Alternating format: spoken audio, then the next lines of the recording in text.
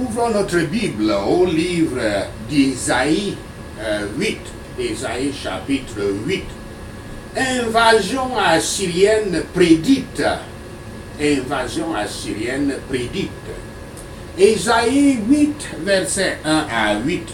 Exhortations et encouragements. Versets 1 à 2. Ésaïe doit engendrer un fils et donner à l'enfant un nom hébreu qui désigne la venue d'une armée d'invasion. C'est un nom intriguant et le plus long nom personnel de la Bible. Maher Shahal Hashbaz. Le nom est un cri de guerre, ce qui signifie rapide au butin. Rapide au butin. Certaines personnes essaient de faire valoir que, du moins, d'avancer que cet enfant d'Ésaïe est l'enfant prédit dans Ésaïe 7, verset 14. Mais malheureusement, ce nom est loin d'être Emmanuel, loin même. Shahas Hasbash, Hasbash. Et à moins qu'Ésaïe ait une deuxième femme, l'existence de l'enfant d'une vierge est hors de question parce que le prophète a déjà un enfant, comme nous voyons dans Ésaïe 7, verset 3. Le prophète doit écrire sur un grand rouleau ou sur une tablette de métal des mots qui signifient, je cite, qu'on se hâte de piller, qu'on se précipite sur le butin. Fin de citation. En quelque sorte, il écrit le nom que Dieu lui a donné, Maher Shahal Hashbaz. Et il doit donc écrire cela en faisant remarquer que l'armée assyrienne devrait venir avec vitesse et faire de grosses dépouilles. Bientôt, les richesses de Damas et de Samarie, villes alors sûres et redoutables, des villes qui étaient considérées comme en sécurité et redoutables, seront enlevées par le roi d'Assyrie. Le prophète plaide avec le Messie promis, qui devrait apparaître dans ce pays dans la plénitude des temps, et par conséquent comme Dieu préserverait ce pays dans le temps. Comme un doux ruisseau est un emblème approprié d'un gouvernement doux, un torrent débordant représente un conquérant et un tyran. Le succès de l'envahisseur a également été décrit comme un oiseau de proie et tirant ses ailes sur toute la terre. Cela est la représentation d'une force impérialiste d'ailleurs. Versets 4 à 10. Avant que ce nouvel enfant d'Ésaïe puisse développer les premiers mots, les premières paroles, les Assyriens auront vaincu les deux armées qui menacent Juda. Aram et Israël, mentionnés ici comme roi Zérim, roi Rézin d'Aram et le roi Péka, fils de Remala d'Israël, comme cela est aussi dit dans 2 Rois 5, verset 37. Juda ne sera pas indemne, cependant. La Syrie est décrite comme un gros oiseau de proie dévorant. Mais Yahweh sera avec Juda et la Syrie ne prévaudra pas contre Juda. Ceux qui rejettent Christ trouveront que ce qu'ils appellent la liberté est l'esclavage le plus vil. Mais aucun ennemi n'arrachera le croyant de la main d'Emmanuel, ou ne le privera de son héritage céleste. Ésaïe 8, verset 9 à 16. Le réconfort pour ceux qui craignent Yahweh. Verset 12 à 14. La peur effrénée peut entraîner divers problèmes, mais de tels problèmes peuvent être évités si la source de leur peur est correctement placée, correctement identifiée. Ceux qui craignent Yahweh, qui le considèrent donc comme saint et qui vivent pour faire sa volonté, peuvent être épargnés de nombreuses autres peurs. Le prophète défie les ennemis des Juifs. Leurs efforts seraient vains. Et quand on parle ici de Juifs, mais de Judas. Donc, leurs efforts seraient vains et se briseraient eux-mêmes entre eux. Cela nous concerne donc, en temps de détresse, de faire attention à toutes les peurs qui nous mettent sur des parcours tordus pour notre sécurité. Du moins, nous croyons que c'est notre sécurité quand nous empruntons ces parcours tordus. La crainte croyante de Yahweh se conserve contre la peur inquiétante de l'homme. Le chrétien ne craint pas l'homme. Si nous pensions à juste titre à la grandeur et à la gloire de Dieu, nous devrions voir toute la puissance de nos ennemis restreinte. Le Seigneur Yahweh, qui sera un sanctuaire pour ceux qui se confient en lui, sera une pierre d'achoppement et un rocher d'offense pour ceux qui font des créatures de Dieu, leur peur, qui en font leur peur et leur espoir. Si les choses de Dieu sont une offense pour nous, elles nous détruiront. L'apôtre cite ceci pour tous ceux qui persistaient dans l'incrédulité de l'évangile du Christ, je cite, et une pierre qui fait trébucher les gens, et une pierre qui les fait tomber. Fin de citation. Ils trébuchent parce qu'ils désobéissent au message du Christ, qui est aussi ce à quoi ils étaient destinés. Ceux qui étaient, quand ils trébuchent, ils étaient destinés à cela, comme cela est dit dans 1 Pierre 2, verset 8. L'Emmanuel crucifié. Je rappelle quand je dis Emmanuel dans tout ceci, ça veut dire Dieu avec nous. Donc l'Emmanuel crucifié, qui était et qui est une pierre d'achoppement et un rocher d'offense pour les Juifs incrédules, ne l'est pas moins pour les milliers de soi-disant chrétiens. Leur prédication de la croix est une sottise dans leur estime. Leur doctrine et les doctrines et les préceptes du Christ les offensent. Vous pouvez les voir dans la majorité des églises, de ceux qui sont chrétiens de bouche. Ésaïe 8, verset 17 à 22. Afflictions aux idolâtres. Même le puissant empire assyrien n'est pas une menace pour ceux qui placent leur confiance en Yahweh. Mais ceux sans Yahweh manifestent une existence pathétique. Sans la vraie source de la vérité, ils cherchent conseil auprès des médiums, des voyants, des malvoyants, des marabouts. Quand ils sont affligés et affamés, ils maudissent leur chef et leur Dieu Yahweh. Et pourtant, ils ne perçoivent pas que la détresse, ils ne perçoivent que la détresse et la tristesse dans leur vie. le prophète prévoyait que Yahweh cacherait son visage.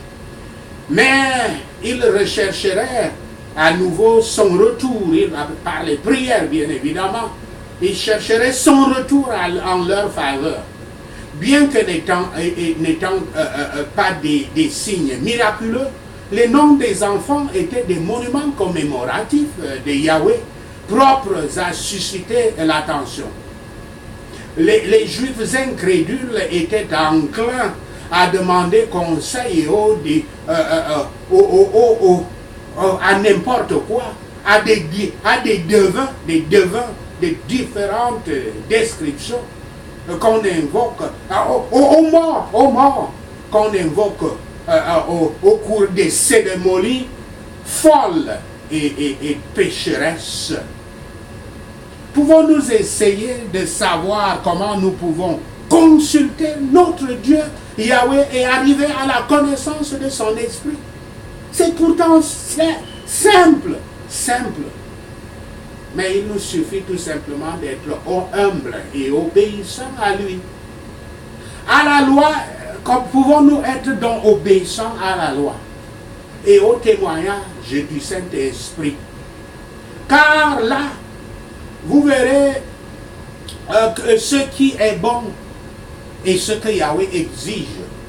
Nous devons parler des choses de Dieu dans les paroles que le Saint-Esprit enseigne et être gouverné par elles. Et ceux qui consultent des individus, des simples humains, les individus qui ont en eux des esprits familiers, les esprits familiers, c'est des démons qui sont dans les familles depuis longtemps, avant même que ces gens naissent. Et ceux qui consultent des sorciers, qui jettent des coups d'œil et ne regardent pas la loi et le témoignage de Yahweh, il y aura de l'horreur et de la misère. Encore une fois, partout où il y a la sorcellerie, il y a la pauvreté et il y a la désolation. Ceux qui s'éloignent de Dieu s'éloignent du chemin de tout bien. Car le chagrin est le péché qui est sa propre punition. Ils se désespéreront et ne verront aucun moyen de soulagement quand ils maudissent Yahweh. Et leurs peurs se présenteront tout aussi comme affreuses. Ceux qui ferment les yeux à la lumière de la parole de Yahweh seront justement laissés dans les ténèbres. Toutes les misères qui aient jamais été ressenties ou observées sur la terre ne sont rien comparées à celle qui submergera ceux qui quittent la parole du Christ pour suivre des illusions, puisque la sorcellerie et la pensée humaine ne sont que des illusions. Sachez ceci et le Seigneur Yahweh vous bénira. Prions Ésaïe 8. Prions. C'est point de prière.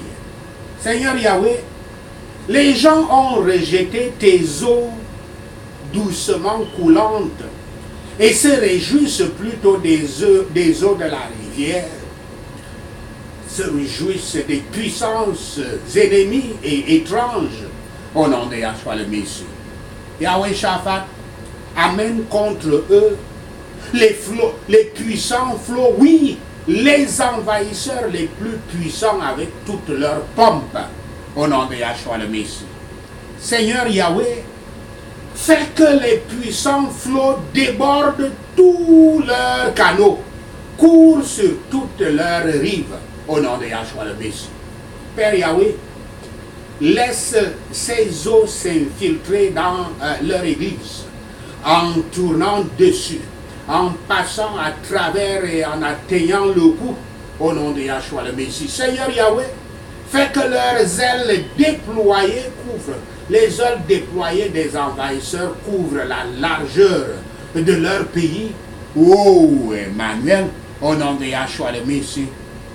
Soulevez le cri de guerre. Faites votre pire. Vous, ces nations même de la maison de notre Père, la maison de notre Mère, la maison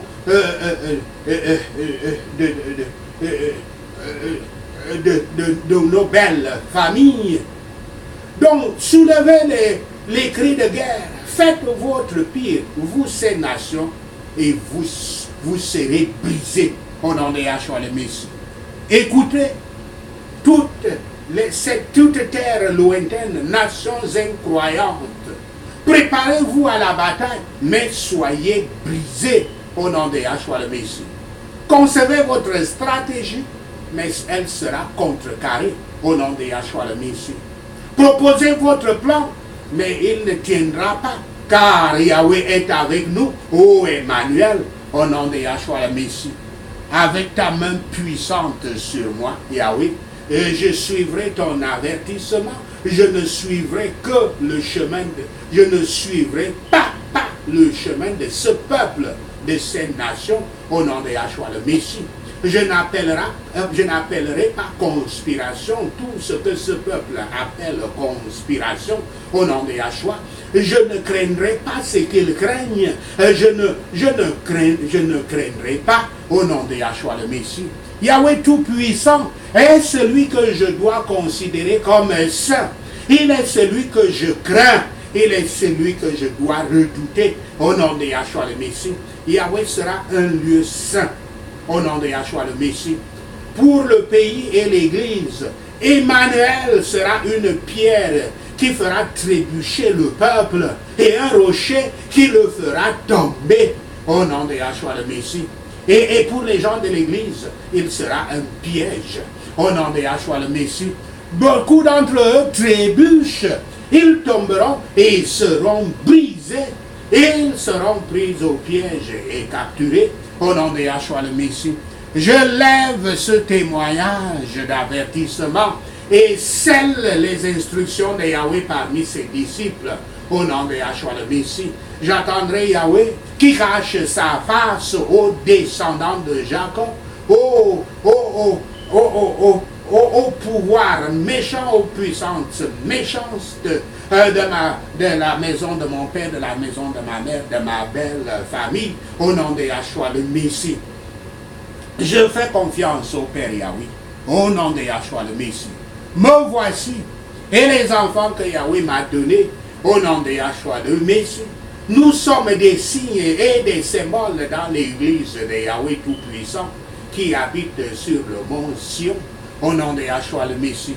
Quand on me dit de consulter des médiums, des sorciers, des voyants, des personnes avec des esprits familiers, des démons qui chuchotent et murmurent, je vais demander à Dieu Yahweh, au nom de Yahshua le Messie. Quand on me dit de consulter les sorciers qui regardent, qui regardent, c'est-à-dire qu'ils nous font comprendre qu'ils voient les choses. Je vais demander à Yahweh mon Dieu, au nom de Yahshua le Messie, je ne consulterai pas les morts pour des vivants, au nom de Yahshua le Messie. Je ne consulterai que les instructions de Yahweh et le témoignage, son témoignage d'avertissement, au nom de Yahshua le Messie. Si quelqu'un ne parle pas selon la parole de Yahweh, il n'a pas la lumière de l'aube, au nom de Yahshua le Messie. Détruits et affamés, ils erreront à travers la terre, au nom de Yahshua le Messie. Quand ils seront affamés, ils seront enragés et regardant vers le haut, ils maudiront le gouvernement et leur Dieu, au nom de Yahshua le Messie. Alors ils regarderont vers la terre et ne verront que la détresse, les ténèbres et la tristesse, au nom de Yahshua le Messie. Les mécréants seront jetés dans les ténèbres. Merci Seigneur d'avoir entendu nos prières. Merci Père pour tes réponses à nos prières. Seigneur, nous te rendons gloire, nous te louons, nous t'adorons. Nous bénissons ton Saint-Nom. Au nom de Yahshua le Messie, nous prions. Amen. Alléluia.